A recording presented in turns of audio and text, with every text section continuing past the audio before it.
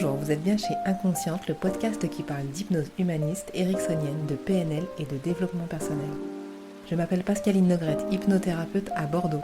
Passionnée par le corps et l'esprit et le lien entre les deux, je suis ultra motivée pour partager et simplifier tous ces outils que j'ai découverts toute seule ou que j'ai appris en formation ou dans les bouquins. Cet épisode est dédié à comment je choisis de faire de l'hypnose, hypnose humaniste ou hypnose ericksonienne. Les citations du jour. Comprendre, c'est avant tout unifier. Albert Camus. L'intelligence, c'est la faculté d'adaptation. André Gide.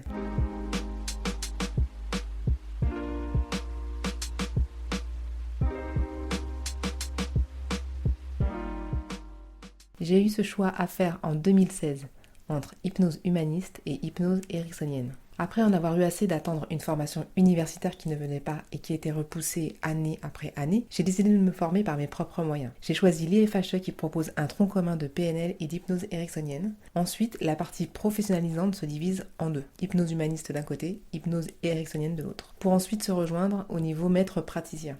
Pour garantir ma place, je souhaitais réserver tout le cursus 6 mois à l'avance, et il fallait donc se décider assez vite. J'ai lu d'une traite l'hypnose humaniste pour les nuls qui m'a convaincue et qui m'a menée là où je suis aujourd'hui.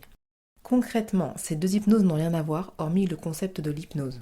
L'hypnose est un état modifié de conscience qui nous permet de communiquer avec notre inconscient bienveillant.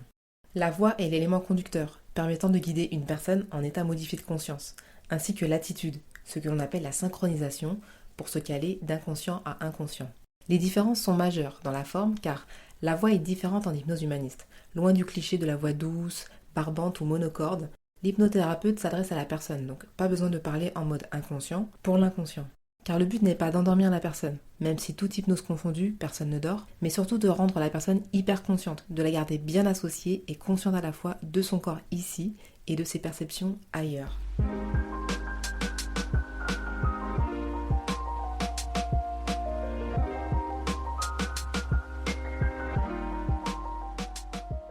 Encore dans la forme, en hypnose ericksonienne ou nouvelle hypnose, c'est le thérapeute qui s'adresse à l'inconscient à l'aide de suggestions de changement, d'apprentissage, d'enrichissement.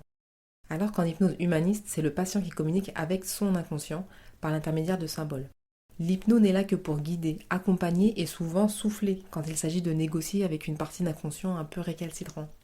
L'hypnose humaniste est donc un outil qui redonne du pouvoir à la personne, qui module elle-même le matériau inconscient à travers le symbole. Ma préférence va donc depuis le début vers cette hypnose associante, qui est l'hypnose humaniste. Car plus de pouvoir pour la personne, des prises de conscience avant, pendant et après, pas d'amnésie, qui est bien utile si on a des prises de conscience qui sont souvent majeures, et l'obligation de parler, de participer et de bouger. Et puis pour les personnes ayant des troubles dissociatifs, l'hypnose dissociante est contre-indiquée. On a tout intérêt à privilégier l'hypnose humaniste associante, sinon pas d'hypnose. Côté patient, l'hypnose humaniste est séduisante. Une communication symbolique comme dans les rêves, la possibilité de contrôler qui semble plus évidente qu'en hypnose ericksonienne, ainsi que l'assurance de se souvenir de tout à la fin de la séance.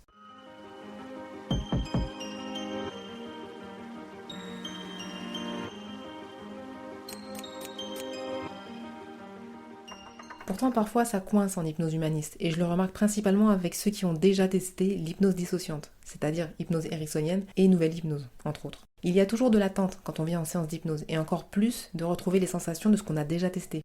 La dissociation de l'hypnose ericksonienne étant si différente de l'association en hypnose humaniste, que pendant l'induction humaniste, une petite voix intérieure vient mettre son grain de sel et distille le doute, la supercherie, le non-copier-coller de la sensation de partir dans un état second. Et bam, on perd l'état modifié de conscience en expansion de conscience. Plus de symboles, trou noir ou alors page blanche. On peut recommencer l'induction, mais rien à faire car la sensation de fake est installée. Même une bonne induction nous mènera à un bon état d'expansion de conscience, et donc vers cet état d'éveil qui ne correspond pas à l'expérience vécue en hypnose ericksonienne. Comme mon intérêt est d'aider la personne avec les outils dont je dispose, je cherche le meilleur moyen d'utiliser celui qui vous convient le mieux. La première approche a été d'informer la personne sur tous ces détails majeurs afin de ne pas basculer dans le doute, puis dans le noir. Mais même avec de l'information, ça ne fonctionne pas toujours. Alors plan B, me fier à l'expérience du patient, vierge de toute hypnose ou première expérience hypnotique dissociante. Car évidemment, une expérience précédente d'hypnose humaniste entraîne toujours une seconde plus facile, puisque la sensation est connue. Donc si pas d'hypnose jusqu'ici, je jubile, et on travaille en hypnose humaniste. Si hypnose ericksonienne avant, on reste sur de l'hypnose ericksonienne, sauf demande express d'hypnose humaniste, comme on me l'a annoncé ce matin. Là, ça roule car les gens qui demandent l'hypnose humaniste sont là pour ça et ils se sont renseignés au préalable. Ils ont donc l'information. Je vous rappelle les citations. Comprendre, c'est avant tout unifier, d'Albert Camus. L'intelligence, c'est la faculté d'adaptation, André Gide.